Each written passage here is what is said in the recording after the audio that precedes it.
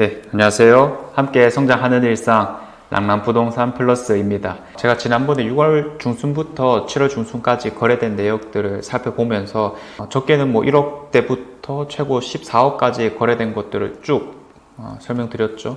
거기에서 이제 유독 2억대 거래된 물건들이 많았습니다. 아무래도 좀 가성비가 있으면서도 좀 쉽게 접근해 볼 수 있는 금액이기 때문에 뭐 일단 기본적으로 아파트 자체도 많고요. 거래량이 엄청나게 많아서 따로 한번 정리를 해드린다라고 했었고요. 오늘은 거기에 대한 이야기를 한번 해보도록 하겠습니다. 자, 그래서 여느 때와 같이 지난 한 달 동안 거래된 84 타입의 2억대 물건들을 쭉 살펴보게 되었고요. 일단 거래되었다는 것 자체가 기본적으로 뭐 어느 정도 가성비 혹은 이제 합리적이다라는 것을 내포하고 있기 때문에 굳이 따지자면 다 괜찮은 것들인데 이제 뭐 투자적인 관점에서 그래도 이런 것들이 좀 더 투자성이 있지 않을까, 입지를 따진 거죠. 그래서 입지 괜찮은 곳에 좀 가성비가 있는 것들 위주로 한번 추려 보았고요. 우선은 침산동 지역이 좀 많이 잡히더라고요. 그래서 침산동부터 한번 보겠습니다. 그래서 이제 근처에 성강 우방타운, 침산 태왕 리더스, 대한동아 무지개, 그리고 롯데캐슬 오페라까지 연식들이 좀 구축에 해당하는 것들이고요. 이런 게 이제 2억 초반에서 2억 후반대까지 거래가 된 상황이거든요. 그래서 침산동이라고 하면은 침산 내거리가 가장 대표적입니다. 우리가 이제 입지를 나눌 때 사실 아직까지는 학군이 가장 중요하기 때문에 북구에서 학군이 가장 뛰어나는 곳이 어디냐라고 물으면 이 침산동이 단연코 첫 번째로 꼽히는 곳이고요.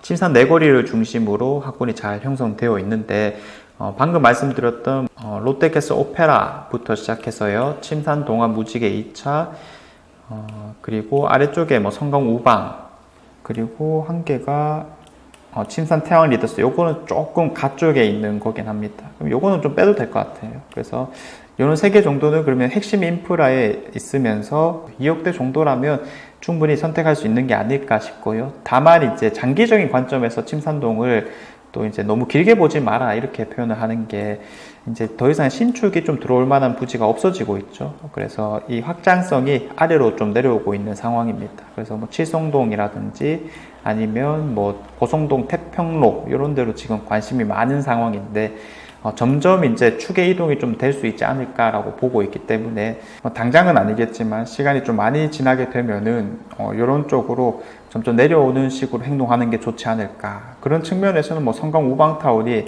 지금 당장은 이 인프라에 대한 접근성이 좀 애매하다라고 하지만은 향후에는 뭐 이런 곳에 들어오는 신축 가격들을 좀 받을 수 있는 상황이면서 또 뭐 기존 인프라에 대한 접근성도 나쁘지 않으니까 뭐 2억대라면 충분히 괜찮은 선택지로 보여집니다. 그 다음에 좀 많이 잡히는 게 지산동이죠. 지산동에 한 2개 정도가 현재 잡히고 있는 상황이네요. 동서맨션과 협화맨션이라고 하는 곳인데 여기도 이제 기존 사시는 분들이 재건축을 좀 열망하고 있어요. 대부분이 중층이기 때문에 사실 사업성은 조금 애매하다라고 표현을 하긴 하지만 그래도 뭐 오래되었고 인프라 자체는 좋은 곳이 맞으니까 바뀌기만 한다라면 뭐 주변에 수성못도 있고 뭐 학군도 이 정도면 괜찮고 충분히 좋은 입지다라고 얘기할 수 있는 상황입니다. 특히나 이제 오랫동안 신축 아파트가 없었다라는 정말 큰 단점이 있었는데 최근에 뭐 르레브부터 시작을 해서 더샤 수성 라크에르도 이제 입주장을 거의 마무리하고 있는 단계이죠. 그래서 이런 게 마무리되면은 그래도 가격대들을 조금 높일 수 있는 상황들이 오지 않을까 이런 생각들은 듭니다. 그래서 지금 2억대에서 거래된 걸 보니까 뭐 동서맨션부터 시작해서 협화맨션 이런 것들이 거래되었더라고요. 뭐 세대수도 나름 괜찮은 것들이니 좀 눈길이 갔다라고 정리를 해볼 수 있겠습니다. 자, 그래서 우리가 뭐 항상 어떤 아파트를 사든지 간에 사실 그 아파트가 좋냐라는 개념보다도 어떤 입지가 좋은가 이런 식으로 나아가면은 그게 가장 좋은 프로세스가 될 거거든요. 그런 측면에서 이제 비수성구 대장급 입지라고 볼 수 있는 청라운동역의 남산동 지역이죠.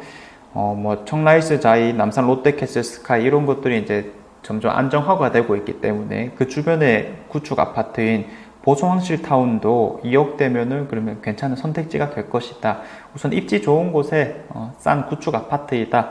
이렇게 잡아볼 수 있겠습니다. 그래서 보성항실타운은 뭐 굳이 지도를 안 봐도 여러분들이 잘 이해할 거다라고 생각이 들고요.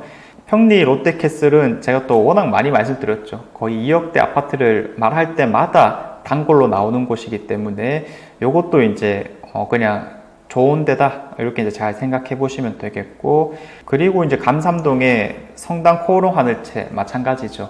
이제 레미안 1, 2, 3단지가 사실 2억대로 살 수 있는 시기는 있었지만 그게 올해 초에 다 마무리가 되었고, 그거 이제 마무리되면서 바로 옆에 있는 2007년식의 성당 코오롱 하늘채도 2억대면 괜찮은 선택지가 맞다, 이렇게 정리할 수 있겠습니다.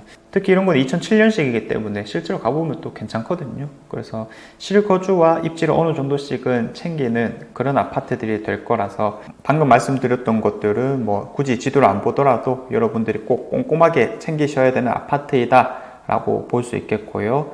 2개 정도만 더 잡아보면 될 것 같아요. 뭐 이천동의 보성 상하 맨션이나 아니면 신암동의 신암 청아람, 이런 것들도 이제 괜찮다고 보는 건데, 이제 이천동이라고 하면은 생소하신 분도 있겠지만 남구 대장 입지인 이제 명덕역에 있는 겁니다. 자, 그러면 이제 이 자리에 이편한 세상이 이제 들어오죠. 퍼스트 마크라는 곳인데, 요게 이제 자리를 좀 잘 잡게 되면은 바로 옆에 있는 상하 맨션도 뭐 같은 영선초에다가 명덕역에 대한 접근성도 좋고, 그리고 뭐 재건축에 대한 기대 심리도 조금은 들어가는 거다 보니까 이런 것들은 좀 눈여겨서 봐도 된다, 이렇게 좀 말씀을 드리고 싶어요. 그 다음에 신암 청아람, 이것도 이제 신암동 지역인데, 사실 공고 내거리가 4호선이 이제 들어올 예정이기 때문에 1호선이 신천역에 대한 접근성, 그리고 4호선인 공고 내거리역, 그럼 이런 것들이 또 범어역에 대한 연결성이 좋아지는 것이기 때문에 향후에 좀 기대치가 높다라고 볼 수 있겠죠.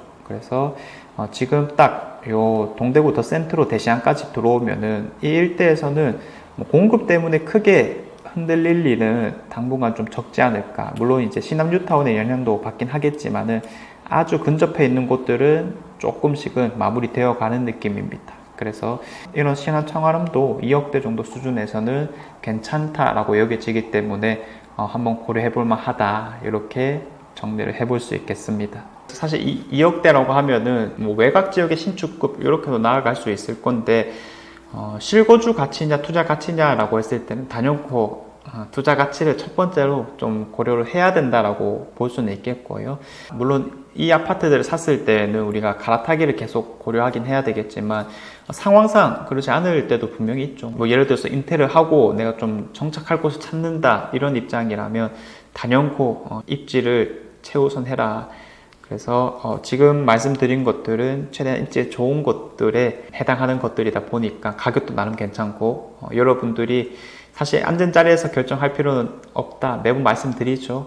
이런 것들, 특히 내가 마음에 드는 곳들로 한 번씩 가보고 매물을 직접 눈으로 확인한 다음 결정을 하시면 되겠습니다. 자, 이상 제가 준비한 내용은 여기까지이고요. 다음 주에도 좋은 내용으로 찾아오도록 하겠습니다. 감사합니다.